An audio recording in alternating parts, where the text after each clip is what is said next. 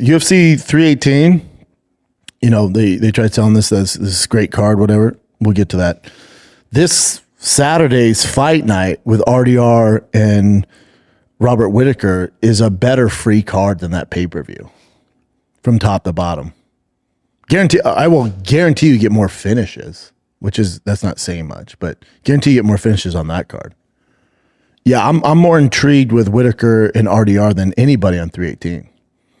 Granted, it was Dustin Poirier's last hurrah. It's the last dance, so that gave a little more attention to the card. But as far as stylistically and like guys, going for a world title, like this is to me so exciting.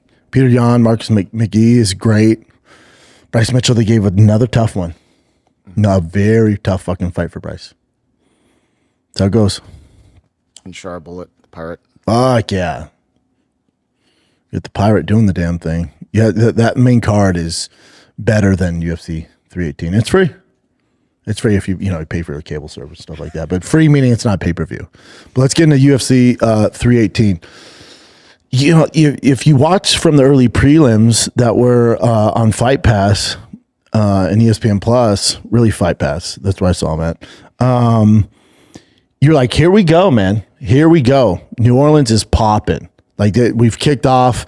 You had 5 fights. You had 5 finishes. It's like, let's go. This is going to be the theme of the night. And then the prelim started, not the early prelim, the prelim started, and you get another TKO in a minute 10. You're like, buddy, this can be all finishes. And the fight gods went, did you enjoyed that? Did you like that? Here for the next 8-9 fights are going to be all decisions, Bubba. So then you got that.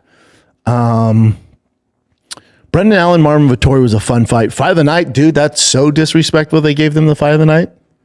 Dude, and I have my thoughts on why they gave it to Brendan Allen, Marvin Vettori.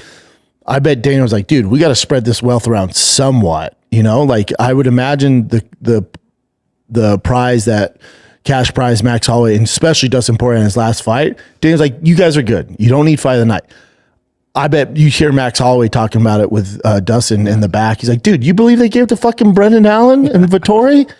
Because for them with the accolades and getting performance bonuses, like it's a big deal for their legacy. So, and don't get me wrong, 100 grand is great, but those boys are going to be fine. It goes a longer way for Brendan Allen, Marvin Vettori. And I was rooting for, I love Brendan Allen. He's a beast. But I think I was rooting for Vettori in that one because he lost his brother in a fire. I know, that's what made me also want it. Yeah. You're like, God, he needs this, man. Yeah. He really needs this. That Oliveira and Kyler Phillips, I love DC. I love, who else was it? John Anik and Paul Felder. They're great. Dude, the amount of hype they were doing with Oliveira, saying this gets like he could do no wrong. Technical wise, he looked horrendous. Really? I didn't watch that fight and went, oh man, this dude's gonna be a real threat in the bantamweight division. You look at it and you're like, hold up. And Kyler Phillips is a beast, but he just got a little overwhelmed with the pressure of Oliveira. But at the tip of the spear, like the top 10 guys are gonna eat him alive, dude. Just walking forward with your hands down the entire time and then just launching into these loopy right and left hooks and leaving his feet. And every time you feel right hand, his body mechanics, it's just all off. How no one brought that to the attention of the audience. And now maybe they just want to focus on the positive. I get it. But my takeaway was super talented kid, super athletic, explosive. Technical wise, he has so far to go before he reaches the top 10. Now, Kyler Phillips I think was 15 or 12 or whatever he is. So maybe they put him in the top 10. Good luck, Bubba, with that fighting style. Now, maybe he was just doing that because he didn't really respect Kyler Phillips' power. And it could be that, and the kid's a banshee and his pressure is insane. But, and he called out, says he wants to fight Sugar Sean. He was like, but Sugar shouldn't take that. I'm like, buddy, you know what Sugar Sean would do to you if you fought like that? That's light work, man. For all those boys in the top of that division, they're looking at him like, I'm not worried about him right now. Now, maybe, again, it could be a product of Oliveira not respecting Kyler Phillips' power and just be like, this dude can't knock me out. Maybe if I fought, a different bantamweight that had power, I would fight with my hands up and not leave my feet when I throw punches and wouldn't stay on the center line when I'm throwing combinations and wouldn't walk forward and get in striking range with my hands down. All of this is terrible, terrible. And so maybe he's just like, I don't give a fuck. This guy can't hurt me. Maybe it's that. And maybe I'm wrong. And the next fight, his hands are up and he's off the center line and he's moving his feet and, doing proper technique. But I watched that. I was like, that young man has a long ways to go. And no one on the broadcast ever brought it up. They're just like, oh, so explosive. I'm like, it doesn't matter. Who gives a fuck? If every time you throw your right hand, you're leaving your back foot off the ground and leaping forward and your head's over your knees. It was bad fighting. That's what that was. There was a lot of bad fighting, dude. Was happy Michael Johnson got the win. Biggest underdog on the card. Yeah, that was dope. Daniel Zellhuberger. Okay, we'll pretend his dad wasn't a Nazi, but Daniel just kidding. Mexican, just right? kidding. Just kidding. But still. His dad is German. Oh, that's and his mom's Mexican. That's why his name's Daniel Zellhuberger. Zellhuberger, just too much too soon. He's going to be a monster. He's huge for the division. He's huge for lightweight.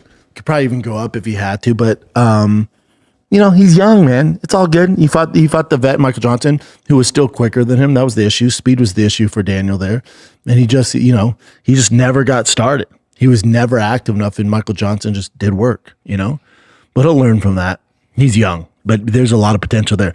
I look at Daniel. I'm like, yeah, that kid. Hands are up, technique's good, could be a little more active, but he's super young. Like, to me, that's a contender. When I see Oliveira, I'm like, oh, man, with the technique's bad, I'm like, he's going to get to a certain level where that being athletic and explosive ain't going to carry you through to these victories. Daniel Zellhuberger, he can, he's doing the right stuff, and he just needs to get back on track and make some adjustments, but the technique's there. Patricio... That's your savior, Bellator, I thought Danny Gay had moments where he could win that fight. Patricio, he's just older, man. He's just a little bit washed. He's not very active at all. His first fight he blamed on, he couldn't get used to the 3 rounds.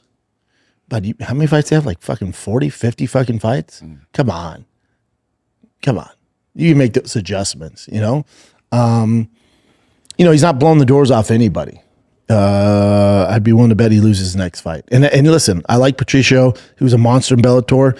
It's just different over when you're in the UFC, especially at his age. It's going to be a tough run. I don't know what they're paying him, but I'd be willing to bet the UFC's like, buddy, fuck this. We're paying you way too much for these bullshit fights. Like, they're not exciting. He's not active. He doesn't really, apply pressure.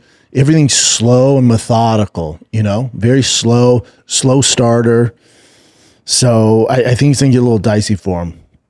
The D-Rod, I'm a huge fan of D-Rod. Again, head over his knees, throwing arm punches, but he got the job done, dropped Kevin Holland a few times. I was rooting for Kevin Holland. I do think he's a contender at welterweight. That's where he should be at.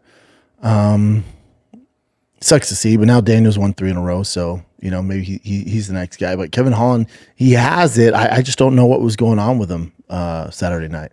He just seemed off. Something seemed off. And Kevin Holland, when he's talking shit and doing his thing and mouthing off, he talks so much in the octagon.